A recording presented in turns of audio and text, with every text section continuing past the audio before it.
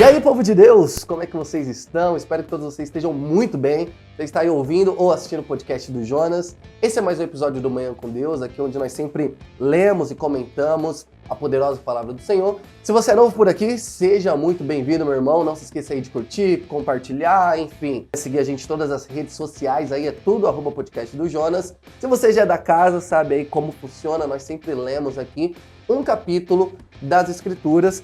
E nós finalizamos ontem a carta de Paulo aos Gálatas e hoje nós vamos entrar na carta de Paulo aos Efésios. E essa carta, particularmente para mim, gosto muito dessa carta, do que Paulo escreve, que ele vai falar muito sobre a questão aí da unidade da igreja. Então isso é algo que muito me interessa, muito importante, eu diria essencial para a nossa fé. Então vamos ver aqui o que Paulo ele tinha para dizer aos Efésios lá atrás, e pela graça, misericórdia de Deus, pelo Espírito Santo, que inspirou Paulo a escrever, hoje também a gente pode beber dessa fonte aqui e tirar muitas lições práticas para a nossa vida. Então vamos lá, Efésios capítulo 1, diz assim a palavra do Senhor. Paulo, apóstolo de Cristo Jesus, pela vontade de Deus, aos santos e fiéis em Cristo Jesus que estão em Éfeso, a vocês, graça e paz da parte de Deus, nosso Pai, e do Senhor Jesus Cristo. Sempre lembrando que isso aqui é uma carta. Como carta, Paulo, ele começa se apresentando. Você lembra que eu falei lá de Gálatas? Serve aqui a mesma coisa. Sempre nesse comecinho, essa introdução de Paulo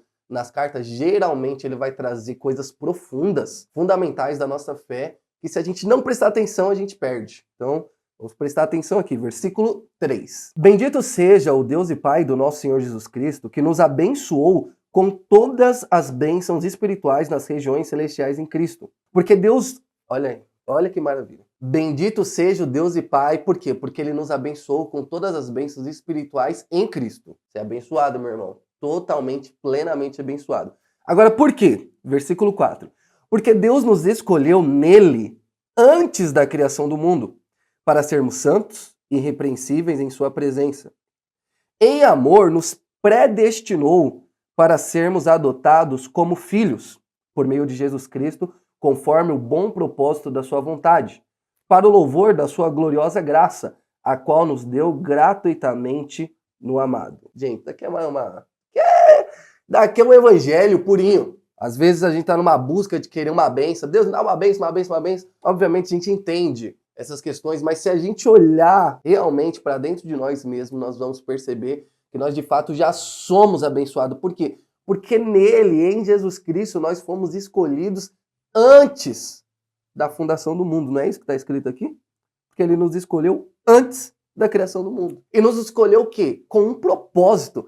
Não é que ele nos escolheu simplesmente por escolher, com o propósito de sermos santos e irrepreensíveis na sua presença. O amor nos predestinou para sermos adotados como filhos, para sermos herdeiros, co-herdeiros com Cristo, das promessas celestiais e eternas. Então isso daqui é, gente, uma maravilha. Versículo 7. Nele temos a redenção por meio do seu sangue, o perdão dos pecados de acordo com as riquezas da graça de Deus, a qual ele derramou sobre nós com toda sabedoria e entendimento. E nos revelou o mistério da sua vontade de acordo com o seu bom propósito que estabeleceu em Cristo. Isto é, de fazer convergir em Cristo todas as coisas celestiais ou terrenas na dispensação da plenitude dos tempos. Então ele nos predestinou, nos chamou para sermos santos e irrepreensíveis. Em amor, ele nos colocou nesse bom propósito. Nós não fomos escolhidos à toa. Há um bom propósito. E que propósito é esse? É o propósito daquele mistério que estava oculto, mas que agora foi revelado, que é de fazer na plenitude dos tempos todas as coisas convergirem em Cristo. Há um desejo de Deus. Qual é o desejo de Deus? Todas as coisas convergirem em Cristo. Esse é o desejo do nosso Pai. Sendo o desejo do nosso Pai e nós sendo filhos desse Pai, fomos chamados sem mérito, sem merecer, porque Ele teve misericórdia de nós. Então, se esse é o plano e o desejo dele, esse é o plano e desejo de quem também? É o nosso. Versículo 11. Nele fomos também escolhidos, tendo sido predestinados conforme o plano daquele que faz todas as coisas segundo o propósito da sua vontade, a fim de que nós, os que primeiro esperamos em Cristo, sejamos para o louvor da sua glória. Quando vocês ouviram e creram na palavra da verdade, o evangelho que os salvou, vocês foram selados em Cristo com o Espírito Santo da promessa, que é a garantia da nossa herança até a redenção daqueles que pertencem a Deus para o louvor da sua glória. Por essa razão, Desde que ouvi falar da fé que vocês têm no Senhor Jesus Cristo e do amor que demonstram para com todos os santos, não deixo de dar graças por vocês, mencionando-os em minhas orações. Peço que o Deus do nosso Senhor Jesus Cristo, o glorioso Pai, lhes dê espírito de sabedoria e de revelação no pleno conhecimento dele. Oro também para que os olhos do coração de vocês sejam iluminados, a fim de que vocês conheçam a esperança para a qual ele os chamou, as riquezas da gloriosa herança dele nos santos e a incomparável grandeza do seu poder para conosco, os que cremos, conforme a atuação da sua poderosa força. Esse poder ele exerceu em Cristo, ressuscitando-o dos mortos e fazendo assentar-se à sua direita nas regiões celestiais, muito acima de todo o governo, autoridade, poder e domínio, e de todo nome que se possa mencionar, não apenas nesta era, mas também na que há de vir.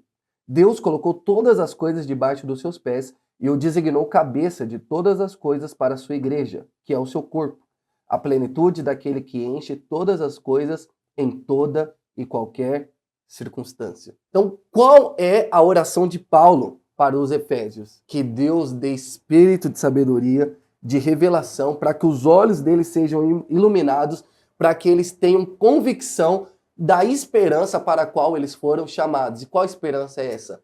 Cristo Jesus. Cristo, ele é o nosso fundamento, é o nosso tudo. Se tirar Cristo do cristianismo, acabou tudo. Acabou o evangelho, acabou tudo, pode jogar tudo fora. Porque Cristo, de fato, ele é o princípio, ele é o fundamento, ele é a pedra angular. Ele é, de fato, o que sustenta tudo aquilo que nós cremos em relação ao nosso Pai, em relação a Jesus.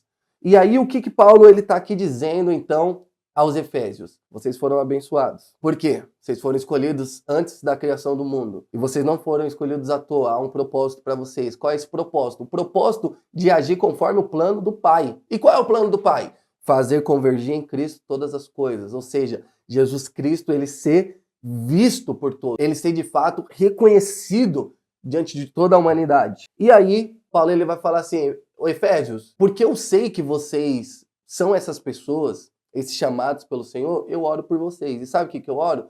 Para que Deus ele dê revelação a vocês, para que vocês percebam o tamanho das riquezas que já estão na sua mão. Obviamente aqui eles estão no contexto de perseguição já da igreja em alguns níveis, até como a gente tem nos dias de hoje, níveis até muito maiores em alguns lugares.